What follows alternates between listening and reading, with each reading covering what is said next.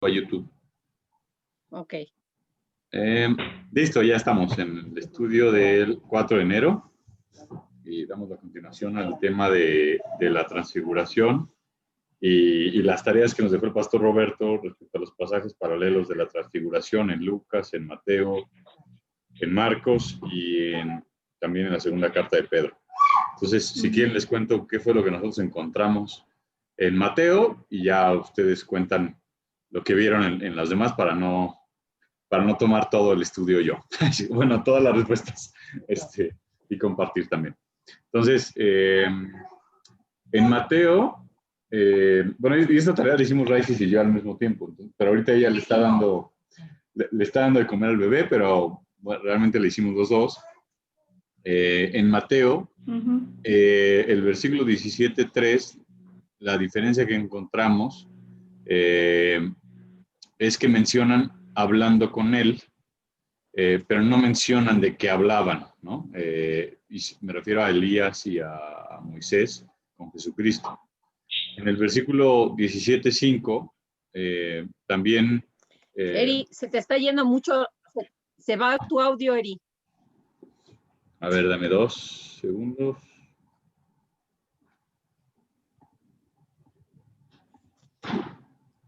Es que se cortó todo. Yo creo que fue cuando le puse lo de grabar. No encuentro la internet aquí. ¿Me escuchan ahí o todavía me escuchan muy... ¿Me escuchan o no?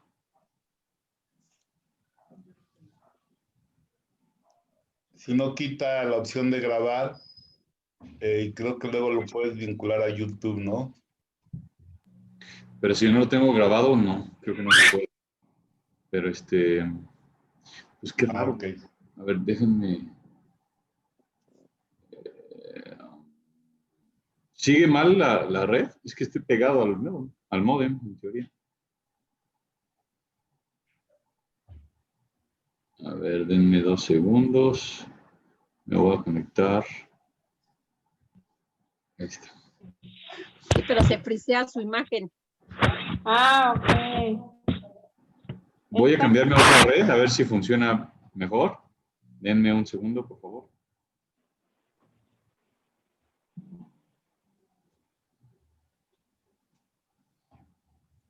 A ver, ¿ahí ya mejor o no? Sí, sí. Ah, bueno. Oye, Okay. Erika, aquí está mi hija que sabe algo de eso. Te va a decir algo, por favor. Hola, es que si estás en algún dispositivo que se pueda conectar con cable, el cable de red, esas fluctuaciones no ocurren. Cuando uno se conecta directamente por Wi-Fi, aunque el Wi-Fi sea muy bueno, a veces eso ocurre. Como también A veces falla. Si tuvieras por ahí un cable, a lo mejor te ayudaría un poquito más. Y si no, pues, sin más. Gracias. Gracias. Creo que ya me escuchan mejor, ¿no? Sí. Ah, bueno. Entonces, bueno, retomando, si quieren, podemos irnos para no hablar así únicamente de los versículos, podemos irnos al fragmento de Mateo 17.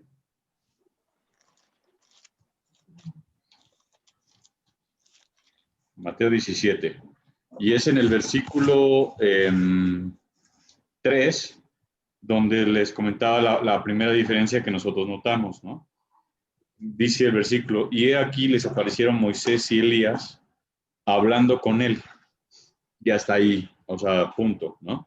Tal cual no menciona qué es lo que hablaban. Sí. En el versículo 5, justo él, cuando desciende la luz y los cubre, la voz que sale de la luz menciona, este es mi hijo amado, coma, en quien tengo complacencia, punto y coma, a él oíd. Esta parte de en quien tengo complacencia fue una diferencia versus lo que leímos en Lucas, ¿no? Correcto. Luego viene el 17:7, que es donde habla de, entonces Jesús se acercó y los tocó y les dijo, levantaos y no temáis, ¿no? O sea, tal cual les agrega esta parte de no temer lo que estaba sucediendo ahí. En el versículo 9 también les da la indicación de que no le digan a nadie la visión hasta que el Hijo del Hombre resucite de los muertos. Entonces les hace una especie de confesión únicamente a Pedro y ¿quién estaba con él? Pedro y Jacobo. Jacobo y Juan, correcto. Pedro, Jacobo y Juan. Y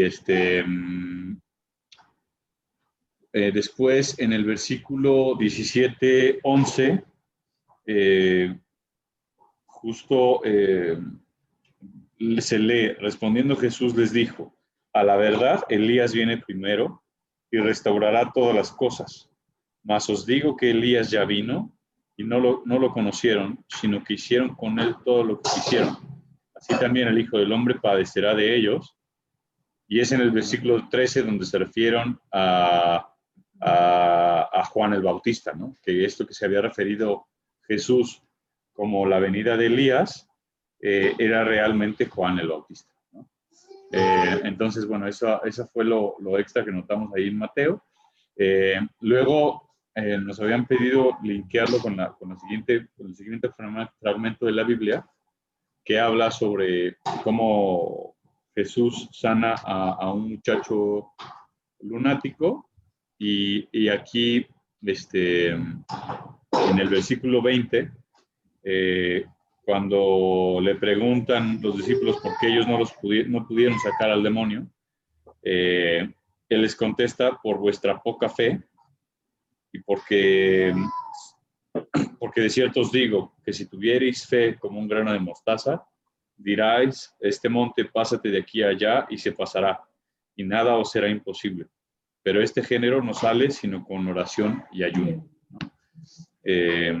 Por último, el versículo 23,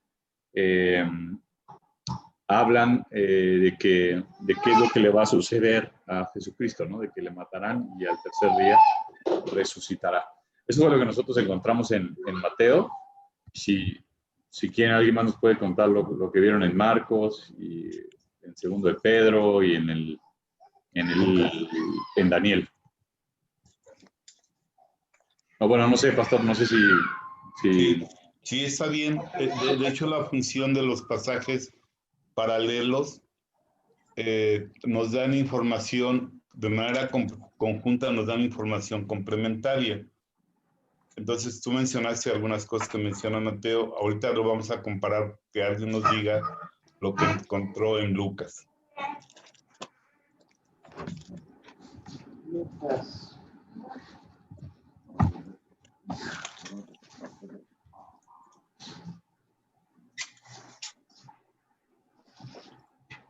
Ya también veo que se unió Viri.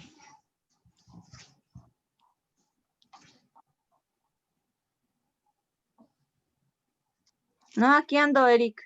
¿Qué pasó? Yo también vi en el de Mateo 17, yo también encontré algo parecido a lo de Eric, que bueno, Elías se está refiriendo a Juan el Bautista. Pero Viri, ahorita estábamos, el pastor nos dijo que habían encontrado, o sea, las diferencias de lo que habían visto en Lucas. Las de Mateo ya las leí ahorita. Entonces, no sé si nos quieras compartir las de Lucas o las de Marcos o alguien más, ¿no? Yo tengo las de Marcos, pero no tengo las de Lucas. Está bien con Marcos. Marcos. Pues la que encontré fue esa que, Elías se estaba refiriendo, este pasaje se está refiriendo a Elías, como que ya había venido primero Elías para que restaurara lo de... O sea, más bien fue que no conocieron la venida de Elías, y Elías se refiere a Juan el Bautista, ¿no, pastor? Sí. Entonces, Sí, pues eso fue lo porque que es una yo... profecía que estaba en Malaquías capítulo 4, versículos 4 y 5. Si quieren, solo anótenlo, luego lo checan.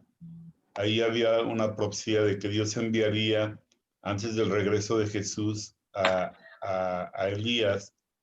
Y en Lucas, yo creo 1:17, si alguien lo lee, por favor, ahí se confirma que que Juan el Bautista es Elías, no Elías en persona, sino que él viene en el espíritu y en el poder de Elías. Lucas 1:17, yo creo.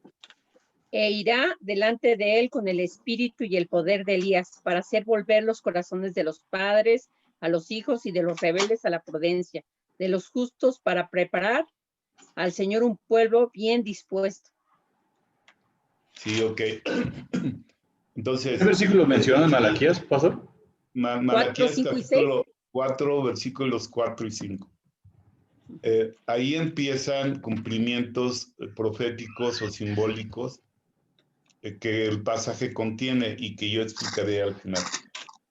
Pero sí, efectivamente, Jesús les dice que no vendrá la manifestación del reino de Dios por medio de Jesucristo sin que antes venga Elías. Y entonces ya dice, bueno, pero Elías ya vino. Y se refiere precisamente a Juan el Bautista. Si quieren leer el pasaje de Malaquías capítulo 4, versículo 4 y 5.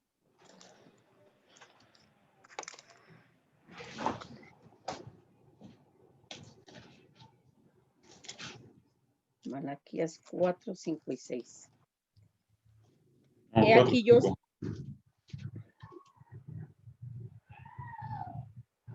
Malaquías 4, 5 y 6. No, 4, 4 y 5. Ok. Acordaos de la ley de Moisés, mi siervo, al cual encargué en Horeb ordenanzas y ley para todo Israel. He aquí, yo os envío el profeta Elías antes que venga el día de... Ay, perdón. He aquí, yo os envío al profeta Elías antes que venga el día de Jehová, grande y terrible. Ok, entonces esa profecía se cumple con el advenimiento de Juan el Bautista. Entonces eso ya queda despejado. El Elías del que habló el profeta Malaquías, ese Elías es un Elías simbólico. No quiere decir que Elías regresó en la persona de Juan el Bautista, sino con Lucas 1:17 vemos que es algo simbólico, pero que él vino con el mismo espíritu de Elías y con el mismo poder de Elías. Si ustedes leen en el segundo libro de los Reyes, yo creo que debe ser el capítulo 11, versículo 1 al 11, pero no lo vamos a leer ahorita.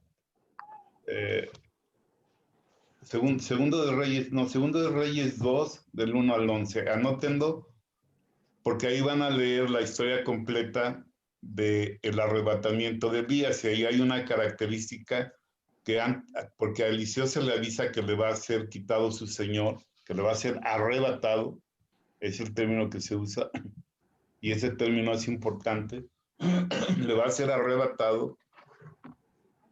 Y entonces Eliseo le pide a Elías una doble porción de su espíritu. Y esto también es importante porque ahí en Lucas 1:17 se nos dice que cuando se da la anunciación del nacimiento milagroso de Juan el Bautista, pues su madre era estéril y su padre ya viejo, el ángel le dice que él será importante y que vendrá en el espíritu y con el poder de Elías. Entonces, no es propiamente Elías, sino, digamos, una reproducción del ministerio de Elías. ¿Sí se entiende eso? Bueno, es difícil de entender, pero sí. O sea, Es decir, no es físicamente Elías, no es que Elías vino en la persona de Juan el Bautista, sino que Juan el Bautista hizo la obra de Dios con el espíritu de Elías y con el poder de Elías. El espíritu es el celo por las cosas de Dios, y el poder con el que él ministró. Esa es, digamos, la diferenciación. No es propiamente Elías, sino que fue en el espíritu y con el poder de Elías.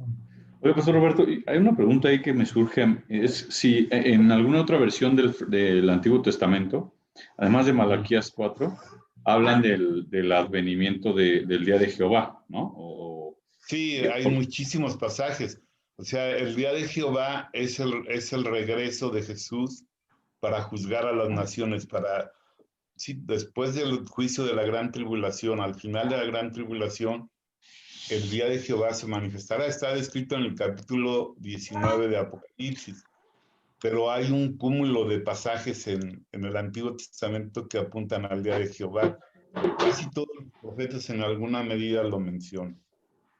O sea, entonces el advenimiento del día de Jehová es el Apocalipsis, tal cual. O sea, no es la venida de Jesucristo.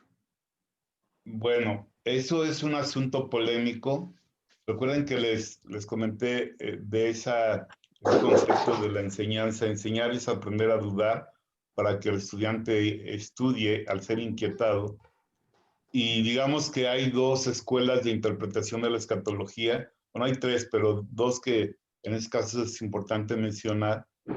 Y una escuela enseña, digamos, por ejemplo, enseña que Cristo vendrá al final de los tiempos y que será solamente ese su regreso para juzgar a las naciones, para juzgar al mundo y para iniciar el juicio del gran trono blanco.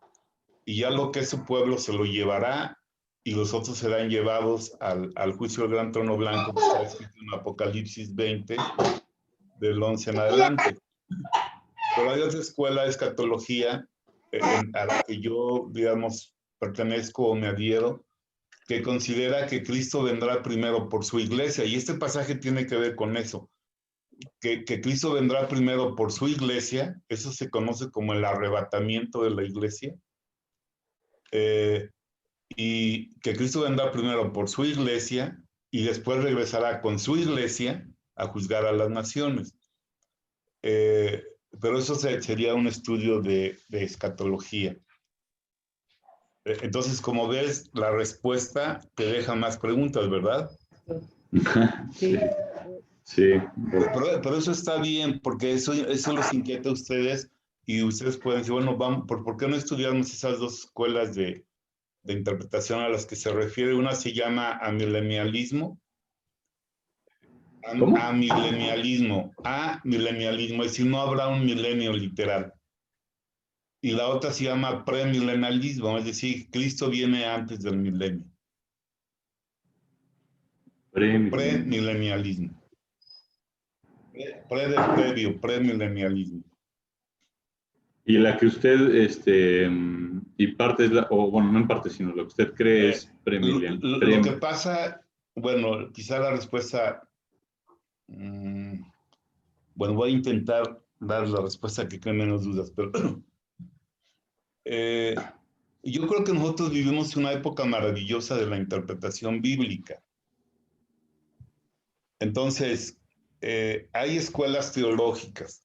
Las escuelas teológicas tienen muchos siglos de existencia y han tenido un desarrollo. Y como que existe la creencia de que es necesario que nos ubiquemos en una escuela teológica. Y en algún sentido está bien, pero no tenemos por qué ceñirnos a todos los conceptos de una escuela teológica. Ningún marco teológico es perfecto. Todos los marcos teológicos son perfectibles. Y yo creo que el desafío de nuestro tiempo es que nosotros podamos conocer esos marcos teológicos, en este caso,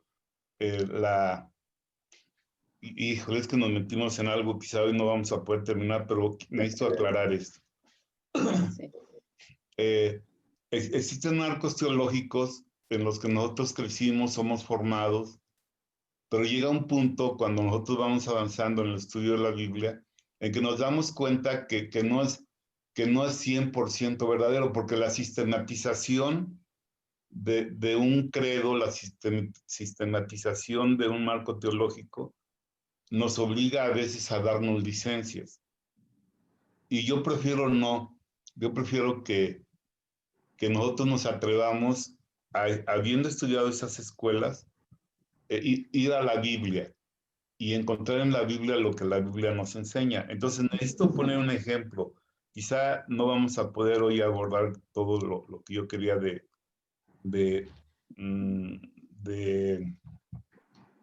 Mateo, Los Marcos. marcos teológicos. la transfiguración. Déjenme tratar de hacer una síntesis en 5 minutos, porque tengo que explicarles el otro asunto. Pastor, nada más, antes de que inicie, se va a cortar me salió un mensaje hace como 2, 3 minutos, se va a cortar Sí, la sesión. La sesión. Entonces, si nos ayudamos a conectar nuevamente a la misma, por favor, cuando se conecte, ¿va? Está bien. Todos para que estén atentos. Miren, en el evento de la transfiguración hay simbolismos. Un simbolismo que yo les mencioné la semana pasada es que Moisés representa la ley, el Pentateuco, los primeros 5 de los libros de la Biblia, y los profetas es la segunda división de que los judíos tienen de la Biblia, representa lo demás.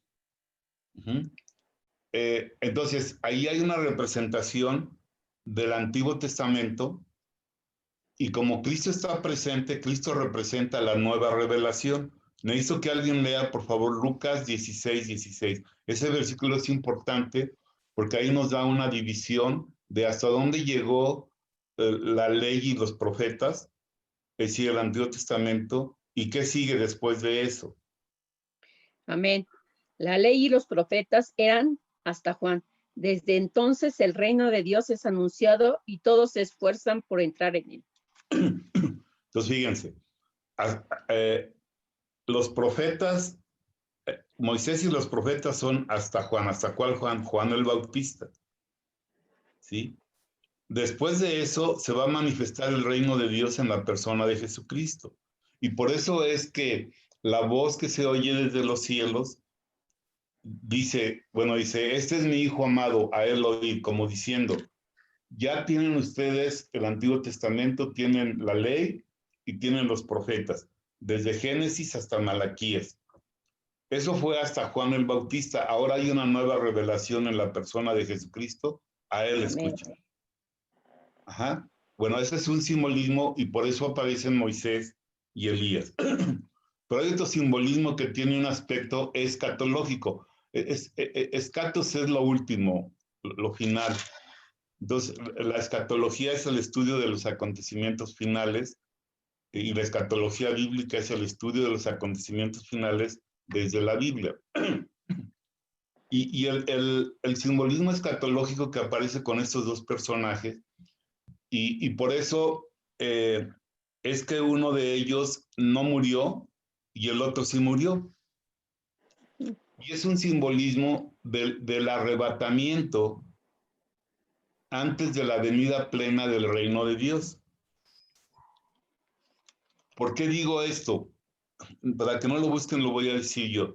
En 1 Tesalonicenses, capítulo 4, versículo 16 y 17, nos habla acerca del arrebatamiento. Ahí dice, porque el Señor mismo, con voz de mando, con voz de arcángel y con trompeta de Dios, descenderá del cielo. Y los muertos en Cristo resucitarán primero. Entonces ahí está hablando de creyentes que cuando venga Cristo estarán muertos. Como Moisés que murió, ¿sí? Y que luego estuvo presente ahí en el monte de la transfiguración. Pero luego dice Pablo, luego nosotros, los que vivimos, los que hayamos quedado. Y a eso lo representa Elías, que no murió. ¿Entienden el simbolismo? Sí. Moisés representa a los creyentes que entrarán, o sea, que tendrán que ver con el reino de Dios cuando Cristo venga por su iglesia, pero que murieron, que van a estar muertos cuando Cristo venga. Que es la mayoría, ¿no? Que es la gran mayoría. Sí, la mayoría. De hecho, Pablo, cuando escribió esa carta, Pablo pensaba que él estaría vivo, porque dice, y los muertos en Cristo resucitarán primero. Luego nosotros, los que vivimos, los que hayamos quedado. Al final de su vida, él entiende ya, cuando le escribe esta segunda carta a Timoteo, que él no va a estar vivo, porque él ya va a ser sacrificado. Pero entonces ahí enseña que cuando Cristo venga, los creyentes que están muertos resucitarán, y los que están vivos serán transformados. Entonces dice, luego nosotros, los que vivimos, seremos arrebatados, así como Elías fue arrebatado. Los creyentes que estén vivos o que estemos vivos cuando Cristo venga, seremos arrebatados juntamente con ellos, con los muertos, en las nubes, para recibir al Señor, y esa parte es importante, en el aire. Es decir, Cristo vendrá, pero no vendrá a la tierra. Cristo vendrá por su iglesia en el aire. En las nubes. Ajá. Y se llevará a su iglesia. Y cuando eso suceda, empezará una etapa que se llama la séptima semana de Daniel, de su profecía de las 70 semanas, o se llama de otra manera en la Biblia la gran tribulación. Ahorita, aunque nos cortemos, cuando nos volvamos a reunir, les voy a hablar un poco más de esto. Entonces, ¿entienden ese simbolismo? Ahí está uno que estuvo muerto, que aparece ahí, por el poder de Dios, ¿sí? Y por la soberanía de Dios. Y aparece uno que no murió, pero que fue arrebatado. Elías representa a los creyentes que estén vivos cuando Cristo venga por su iglesia.